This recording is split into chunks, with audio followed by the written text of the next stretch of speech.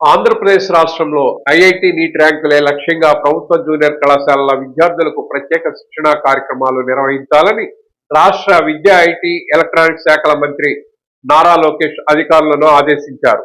ఉండవల్లి నివాసంలో ఇంటర్మీడియట్, ఉన్నత విద్యా, స్కిల్ డెవలప్మెంట్ శాఖల అధికారులతో మంత్రి లోకేష్ సమీక్షా సమావేశం నిర్వహించారు. ప్రతి రీజియన్ పరిధిలో 4 ఏపీ రెసిడెన్షియల్, 4 కేజీబీవీల్లో కోచింగ్ సెంటర్లు ఏర్పాటు చేసి ప్రత్యేక శిక్షణ ఇవ్వాలని మంత్రి లోకేష్ ఆదేశించారు. ఇంటర్మీడియట్ స్పాట్ వాల్యుయేషన్ దాదాపు 70% పైగా పూర్తయిందని, ఈ రోజు నుంచి ఇంటర్మీడియట్ అకాడమిక్ క్యాలెండర్ ప్రారంభమైందని, 6వ తేదీ నుంచి ఫస్ట్ ఇయర్ అడ్మిషన్లు ప్రారంభమవుతాయని అధికారులు తెలిపారు.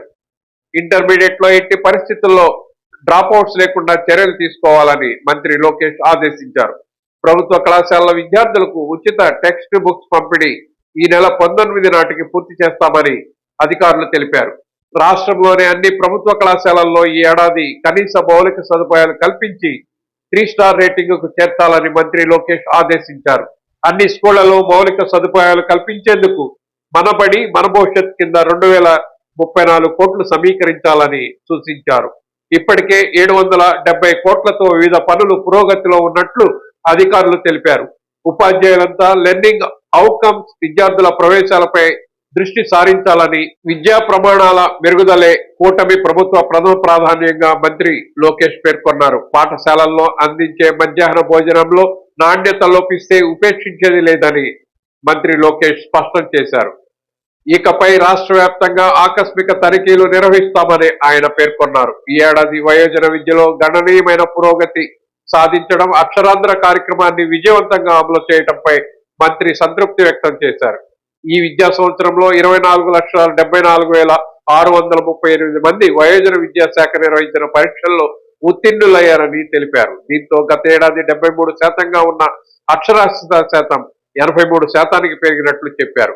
వచ్చే ఏడాది నాటికి సంపూర్ణ అక్షరాస్యత సాధన లక్ష్యంగా అధికారులు పనిచేయాలని మంత్రి లోకేష్ దిశానిర్దేశం చేశారు.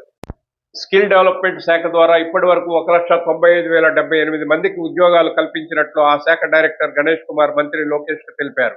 ఇప్పటి వరకు తమ శాఖ ద్వారా 6.87 లక్షల మందికి నైపుణ్య శిక్షణ అందించామని, ప్రస్తుతం 71,193 మంది శిక్షణలో ఉన్నట్లు చెప్పారు.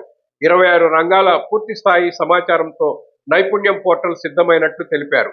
నిర్మాణ రంగంలో జాబ్స్ సంబంధించి ఈ నెల 3వ వారంలో 50 జాతీయ, అంతర్జాతీయ కంపెనీల ప్రతినిధులతో అమరావతిలో వర్క్ షాప్ నిర్వహిస్తున్నట్లు తెలిపారు. రాష్ట్రంలో సిద్ధంగా ఉన్న 87,000 మంది నిర్మాణ కార్మికులకు జాయింట్ సర్టిఫికేషన్, ప్లేస్మెంట్ పై వర్క్ షాప్ లో ఎంఓయూలు కుదుర్చుకుంటామని చెప్పారు.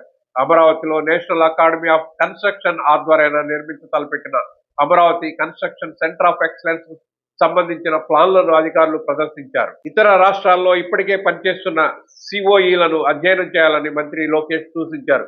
మంగళగిరిలో ఏడాదికి 18,000 మందికి శిక్షణ ఇచ్చే స్కిల్ ఎక్సలెన్స్ సెంటర్ నిర్మాణానికి ప్రణాళికలు రూపొందించినట్లు అధికారులు తెలిపారు. Technology, health care, manufacturing services రంగాల్లో ఇక్కడ నైపుణ్య శిక్షణ ఇవ్వనున్నట్లు చెప్పారు.